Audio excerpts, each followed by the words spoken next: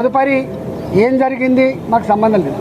ఇక్కడ మమ్మల్ని అడిగిన ప్రశ్న ఏంటంటే, మీరు ఆర్థిక మంత్రిగా ఉన్నారు కదా, ఈ డిజైన్లతో, ఈ కన్స్ట్రక్షన్తో, ఈ టెక్నికల్ ఆస్పెక్ట్తో మీకు సంబంధం ఉందా అని చెప్పి అడిగారు. మాకు ఏమీ సంబంధం ఉండదు.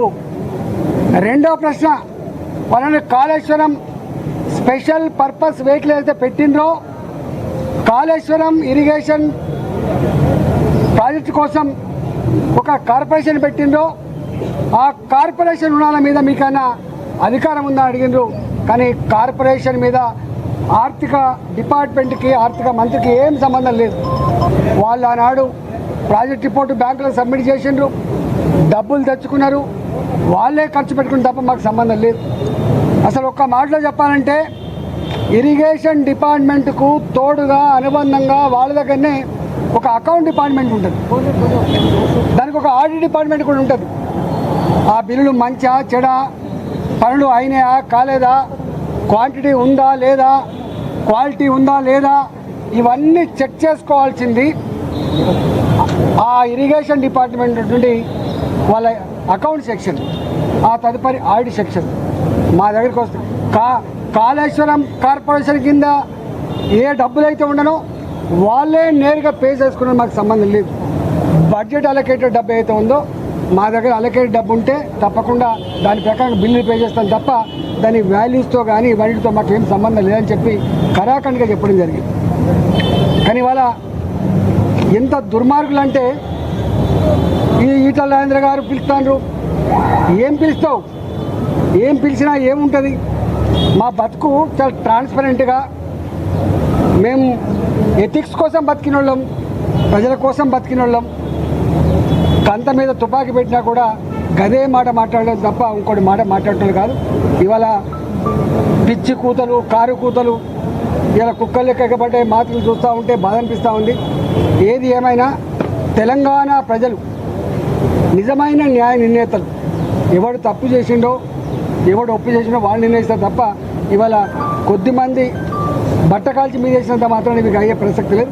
కానీ ఒక్కటి మాత్రం మళ్ళీ ఒకసారి చెప్పదలుచుకున్న, 3 బరాజులు మేడిగడ్డ దాని విలువ 4,600 కోట్లు, సుందిల్లా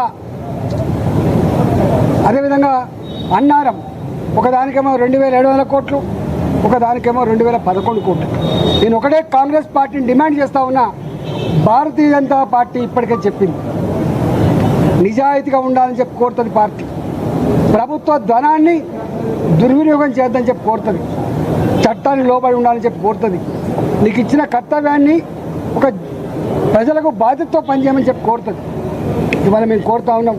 అంతకుముందు అనేక కమిషన్లు వేసిండ్రు, ఎందుకు రిపోర్ట్లు బయట పెడతలేరు, ఎందుకు చర్యలు చేపడతలేరు. నేను ఇక్కడ కూడా కోరుతున్నా, ఇప్పటికే సంవత్సరం గడిచిపోయింది, త్వరగా ఈ రిపోర్ట్ను బయట పెట్టండి. త్వరగా నిజంగా ఎవరు బాధ్యులవుతారో వాళ్ళ మీద చర్యలు తీసుకోవాలి తప్ప మీరు తాత్సారం చేసి బట్ట కాల్చి మీదేసి వాటిగా రాజకీయ పబ్బం కట్టుకుంటే నిన్ను వదిలిపెట్టే ప్రసక్తి లేదు. తెలంగాణ సమాజం నిశ్చితంగా గమనిస్తూ ఉంది. నువ్వు ఏ ఆరోపణలు చేస్తూ ఉన్నావో, ఏ మాటలు మాట్లాడుతున్నావో, ఇవాళ ఆ మాటలకు కట్టుబడి, ఆ ఆరోపణలకు కట్టుబడి రేపు ఆ రిపోర్ట్ను బయటపెట్టు. రిపోర్ట్లో ఏం నష్టం జరిగిందో, ఎన్ని వేల కోట్ల రూపాయలు దుర్వినియోగం జరిగినాయో, దానికి కారకులు ఎవరో, తప్పకుండా దోషులు ఎవరో శిక్షించకపోతే నిన్ను ప్రజాక్షేత్రంలో నీకు శిక్ష తప్పదని చెప్పి Congress party హెచ్చరిస్తాం.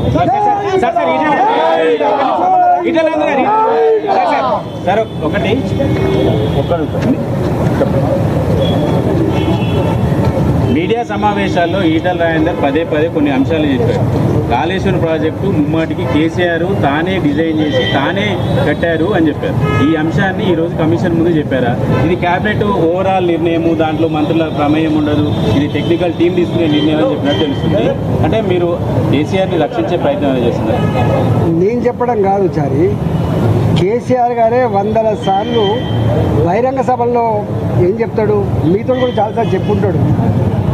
Brain child of KCR, Kaleshwaram project సృష్టికర్త కేసీఆర్ అని చెప్పి తాను చెప్పుడు, నేను చెప్పడం. మీరు కమిషన్కి చెప్పారా మరి ఆ విషయాన్ని?